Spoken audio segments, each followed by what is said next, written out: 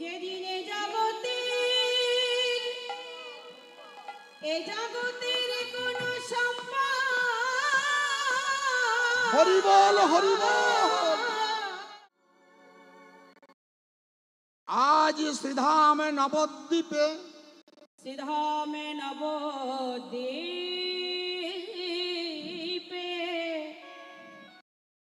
শচীনন্দন গৌর হরি আমার, সচির নন্দনে গৌর হরিয়া পুরবের ভাবে বিভোর হয়ে, পুরবের ভাবে বিভোর হয়ে, ব্রজ ভাবে বিভোর হয়ে, ব্রজ ভাবে বিভোর হয়ে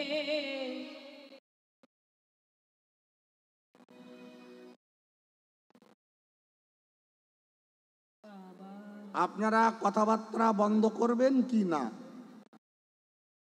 যদি বলেন যে না আমাদের অনেক কথা বলার আছে, তাহলে আপনারা বলে নেন, আমরা ততক্ষণ বসি অপেক্ষা করি, আপনাদের বলা শেষ হলে আমরা বলবো।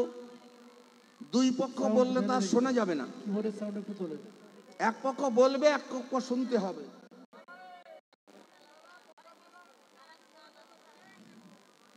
দয়া করে একটু হরিকথার দিকে কান দেবেন।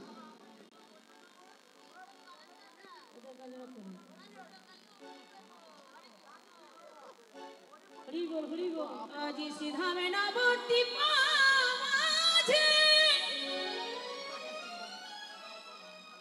একবার সবাই মিলে দুটি বাহু তুলে বলবেন, নিতাই গৌর প্রেমানন্দে হরি হরি বল।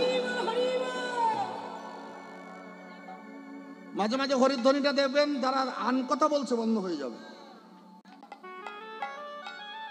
মাঝে মাঝে হরিধ্বনিটা দেবেন, কিন্তু হাত তুলে কেউ যেন ভুল করবেন না। গৌর হরি নবদ্বীপে এসে ব্রজভাবে বিভোর হয়েছে। শ্রীধাম বৃন্দাবনে শ্রীমতী রাধারানী মধ্যাহ্নকালে শাশুড়ি ননদীকে ফাঁকি দিয়ে সূর্য পূজার ছলা করে গিয়েছিলেন কৃষ্ণ দর্শনে। আজ আমার গৌর হরি সেই ব্রজভাবে বিভাবিত। প্রতিপক্ষ বৈষ্ণব কবি বললেন, কে তোমার গৌর, কেন ব্রজভাবে বিভোর, কি আছে গৌর স্বরূপে? চৈতন্য চরিতামৃতে কৃষ্ণদাস কবিরাজ গোস্বামী কলম দিলেন, কি আছে জানো? রাধা কৃষ্ণ প্রণয় বিকৃতি লাদিনী শক্তি রশ্মা দেখাত মানবপি ভুবি পুরা দেহ ভেদ গতৌ তৌ চৈতন্য কাং প্রকট মধুনা তদ্বয়ন চৈক্যমাপ্তম রাধা ভাব দ্যুতি সুবলিতম নৌমি কৃষ্ণ স্বরূপম। নৌমি কৃষ্ণ নৌমি কৃষ্ণ স্বরূপ। রাধা কৃষ্ণ এক আত্মা দুহুতনু ধরি, অনন্য বিলাসে রস আস্বাদন করি। আস্বাদন করি। বিলাস রস, অনেক রসের নাম শুনেছেন, খেজুরের রস, তালের রস, আখের রস, তাই তো? এটা সে জাতীয় রস নয়, এটা হলো বিলাস রস। বৃন্দাবনে রাধা গোবিন্দে যে লীলা বিলাস করেছিলেন, সেই বিলাস রস আস্বাদন করি। সেই দুই বৃন্দাবনে রাধা কৃষ্ণ, সেই দুই মিলে এবারে চৈতন্য গোসাই ভাব রস আস্বাদিতে। দুটি বস্তু, ভাব রস, ভাব এবং রস দুটি বস্তু আস্বাদন করবার জন্য নবদ্বীপে এসেছে। নবদ্বীপে এসে একদিকে বৃন্দাবন লীলা আস্বাদন করছেন, আর তার মাধ্যম দিয়ে আমাদের মতো কলিহত জীবকে ভজনের পন্থাটা দেখিয়ে দিচ্ছেন। কলির জীব অন্যগত প্রাণ, তাহে স্বল্প আয়ু প্রকৃতিগত মন। অতি অল্পে সহজে কি করে ভগবানকে পেতে পারে, তার রাস্তাটা আমার গৌর হরি দেখিয়ে দিলেন। তার নবদ্বীপে এসে কি করলেন? না সেই ব্রজভাবে বিভোর হয়ে আজ নবদ্বীপের মাঝে গৌর আমার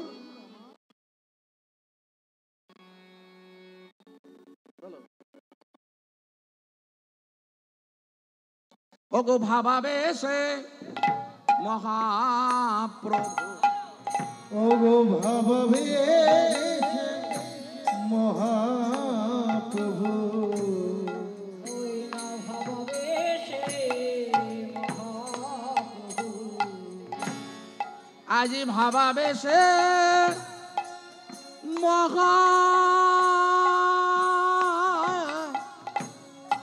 মহাপ্রভু,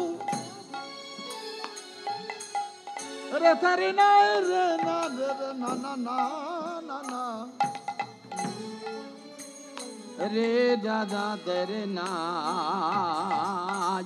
ভাবাবেশে মহাপ্রভু, ওগো ভাবাবেশে মহাপ্রভু, ওগো কহয়ে আপনি গো ও ভাবাবেশে মহাপ্রভু, কহয়ে আপনি, ওগো সূরজ সূরজ পূজিতে যাব, চলো হইয়া খনি গো, ওগো সূরজ পূজিতে যাব, চল হয়ে খনি গো, পূজিতে যাব, ওতে যাব গো, পূজিতে যাব, পুজিতে যাব, সূরজ পূজিতে যাব, আমি সূরজ পূজিতে যাব, এই নদীয়ার মাঝারে পূজিতে যাব, নদীয়ার মাঝারে পূজিতে যাব, এই নদীয়ার মাঝ ভাবাবেশে গৌর বলে, ভাবাবেশে গৌর বলে যাব, ভাবাবেশে গৌর বলে যাব, ভাবাবেশে গৌর বলে এই নদীয়ার মাঝারে পূজিতে যাব। কেউ কেউ হাত তুলছেন আবার কেউ কেউ তুলছেন না, কেন? ভাসুর মামা শ্বশুর আছে নাকি? তার জন্য হাত তুলতে লজ্জা হচ্ছে? এখানে কোনো লজ্জা শরমের বালাই নেই। হরিবাসরে এসে যদি দুটি বাহু তুলে আত্মনিবেদন করে হরি না বলা যায় তাহলে আশা বৃথা হয়ে যাবে। তাই বলছি যখনই হরি বলবেন দুটি বাহু তুলে বলতে হবে। হৃদয় গৌর প্রেমানন্দে হরি।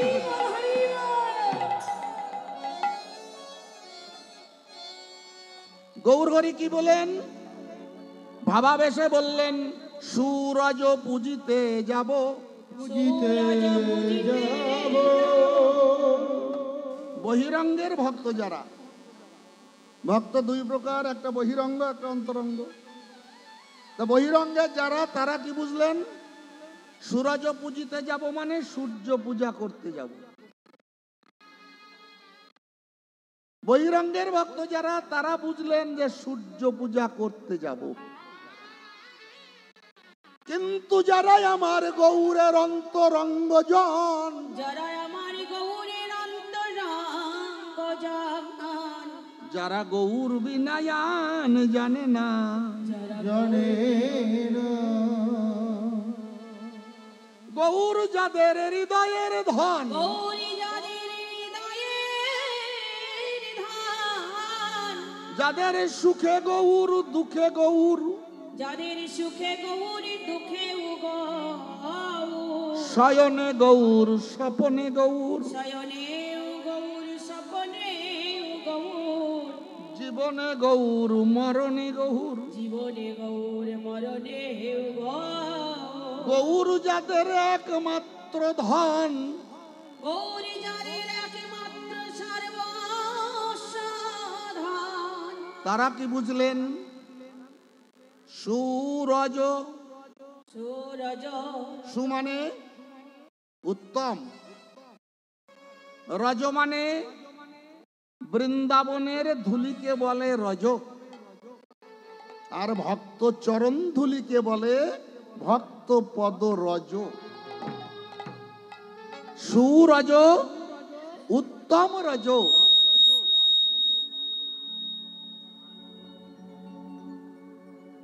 উত্তম রজ ভক্ত চরণ ধুলি, ভক্ত চরণে ধুলি পুজিতে যাব। পুজিতে যাব। পুঁজি মানে সম্বল।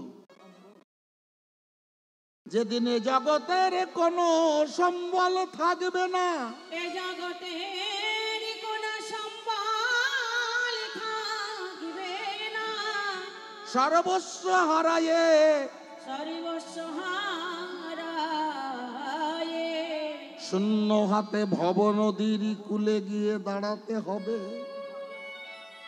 আমার গৌর বললেন, যদি একবার সেদিনের পুঁজি চাও, সেদিনের পুঁজি যদি চাও, সেদিনের সম্বলে যদি চাও, তবে আমার কথা ধরো, ভক্ত চরণ ধুলি।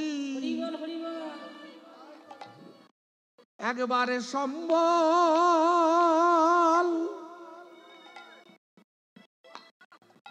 সম্বল করো।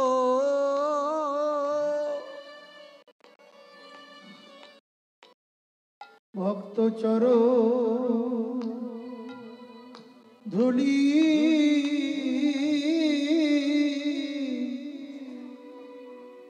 একেবারে সম্বল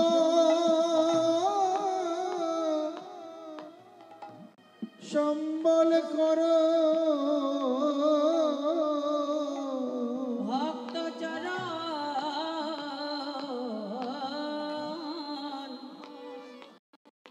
চরণে ধুলি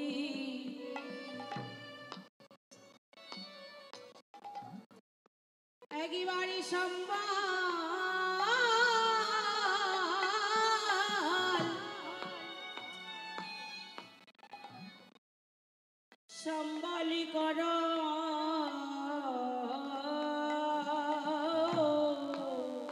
যেদিন কোন সম্বল এ জগতের কোন সম্বল থাকবে না গো, সেদিনের সম্বল একবারে কুড়াই এলা। যেদিনে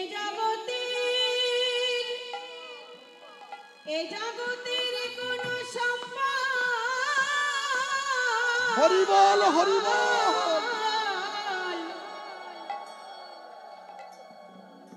কোন সম্বল তোমার থাকিবে না গো,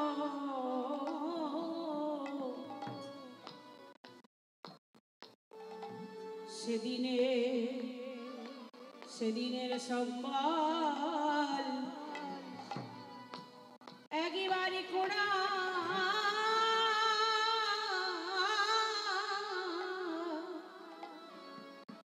কুড়ায়ে না।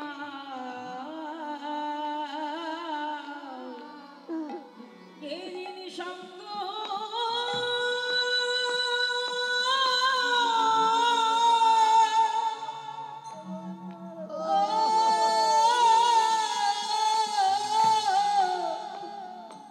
থাকিবে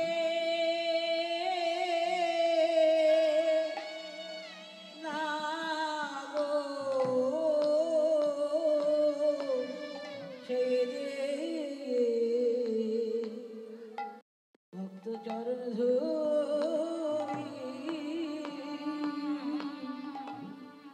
ধুলি কুড়ায়ে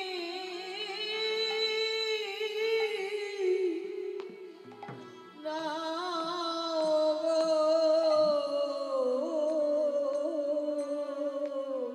ওগো এমন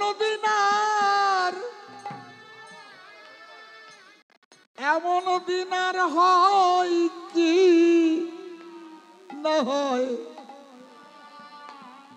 যদি পারো একবার কুড়াইয়ে না, কুড়ায় না গো। তোমার এমন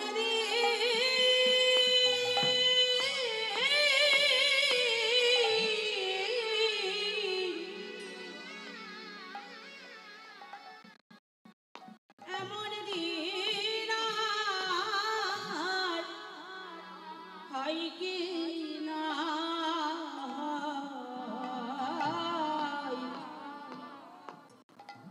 একবার সেদিনে সম্মান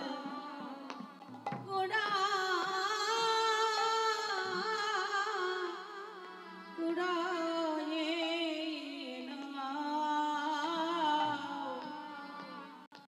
এই জগতে প্রচুর ধন সম্পত্তি আছে, ওরে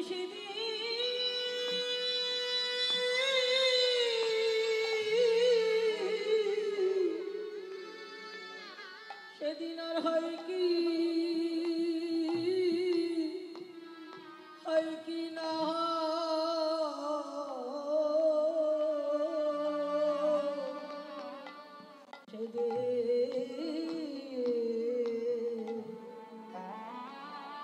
সঙ্গ সঙ্গ করি না গো। এই জগতের ধন সম্পদ বিষয় ঐশ্বর্য আত্মীয় স্বজন সবাই আছে, সব পড়ে থাকবে। শূন্য হাতে গিয়ে ভবনদীর ঘাটে দাঁড়াতে হবে। বললেন পালের সম্বল তো দরকার, আমার গৌর করে এসে সেই পারের সম্বলটা দেখাই দিলেন। বলল অন্য কিছু নয়, যদি অভিমান শূন্য হয়ে একবার ভক্ত চরণ ধুলি কুড়াইয়ে না। ভক্ত চরণ ধুলি কুড়ায়ে না গো। তোমার পারের চিন্তায়ার, পারের চিন্তায়ার থাকবে না গো। ভক্ত চরণ ধুলি একবার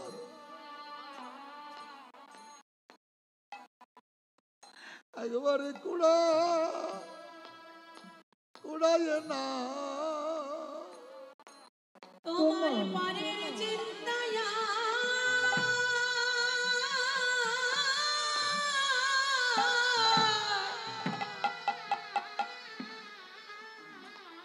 পারের চিন্তায় রবে না গো। এই ধুলি শেষের দিনের সম্বল হবে, কারণ যদি একবার কুড়ায়ে না। এ ধুলি শেষের দিনের সম্বল হবে, যদি পারো যদি একবার কুড়ায়ে না। শেষের দিনে সম্বল হবে। তোমার পারে হরি হরি হরি বল। রবে না গো। শেষের দিনে সম্বল হবে, আরে যদি কুড়ায়ে না। শেষের দিনের সম্বল হবে।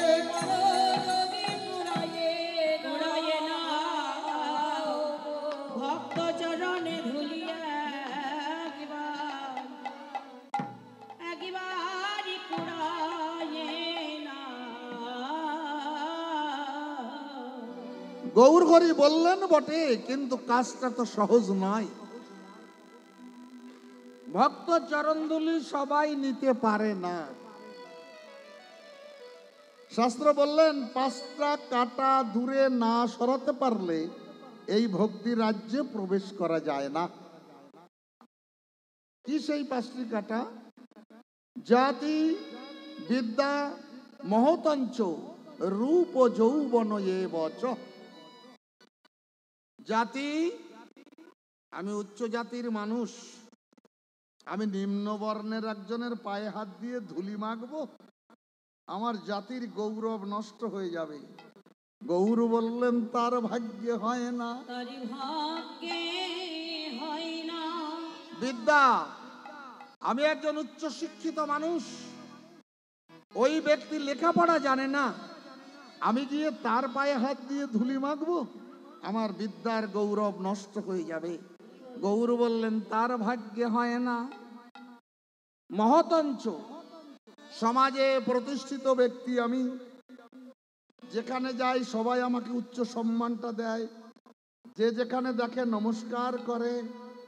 আমি গিয়ে যদি যাত্রার পায়ে হাত দিয়ে ধুলি মাখি, আমার মর্যাদা নষ্ট হবে। গৌর বললেন তার ভাগ্যে হয় না। রূপবান রূপবতী, দেহে আছে যৌবন, অহংকারে ভরা মন, গুরু বৈষ্ণবের চরণ তলে লুটিয়ে পড়তে পারে না। আমার বৈষ্ণব কবি বলেন তাইতে আমার ভাগ্যে হলো না গো, তাইতে আমার ভাগ্যে হলো না গো। তাইতে আমার ভাগ্যে হলো না গো। আমার অভিমান,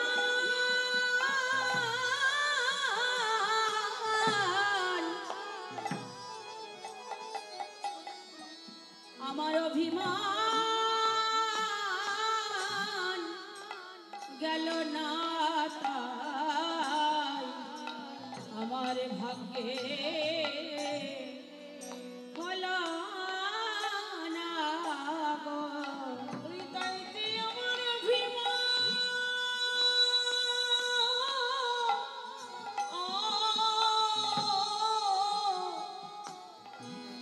গেল, তাইতে আমার ভাগ্যে হলো না গে। তোমরা কৃপা করো, কৃপা করো যত,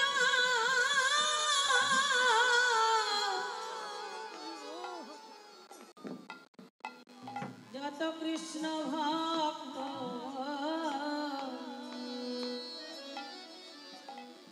ওগো আমার ভাগ্যে হলো না গো। যত কৃপা করো ও কৃষ্ণ ভক্ত, নইলে আমার গতি কিবা হবে। কৃপা করো যত কৃষ্ণ ভক্ত, আমার গতি কিবা হবে, হবে। কৃপা করো যত কৃষ্ণ ভক্ত, আমার ভাগ্যে কিবা হবে। কৃপা করো যত কৃষ্ণ ভক্ত, আমার ভাগ্যে কিবা হবে। কৃপা করো আমার ভক্ত আমার অভিমান